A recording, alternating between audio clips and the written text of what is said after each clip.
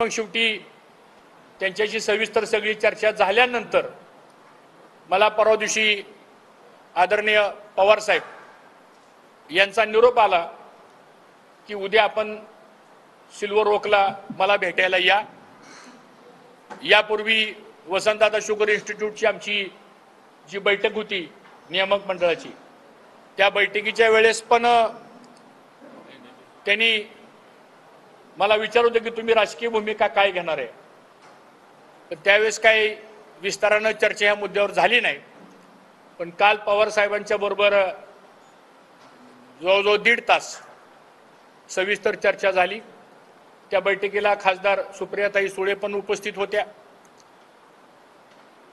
त्या पक्षाचे अध्यक्ष जयंतरावजी पाटील हे मीटिंगला असल्यामुळे फोनवरती त्यांचंही बोलणं झालं। आणि मग पवार साहेबांनी सांगितलं की मी सगळ्या इंदापूर तालुक्याचा कानोसा घेतलेला आहे आणि मग तुमच्याही कार्यकर्त्याचा आग्रह असेल तर तुम्ही आमच्या पक्षात यावं, अशा प्रकारचा पवार साहेबांनी आग्रह धरला, खासदार सुप्रियाताईंनी आग्रह धरला। आणि मग मी त्यांना सांगितलं, साहेब ठीक आहे, मला इंदापूरला जावं लागेल।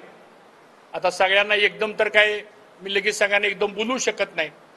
आणि मग इथं आल्यावर सगळ्या कार्यकर्त्यांना विचारलं काय करायचंय, तर आमच्या सगळ्या कार्यकर्त्यांचा आग्रह असा आहे की आपण राष्ट्रवादी काँग्रेस शरदचंद्र पवार पक्ष यामध्ये आपण जावं, अशी सर्व आमच्या कार्यकर्त्यांचा आग्रह होता।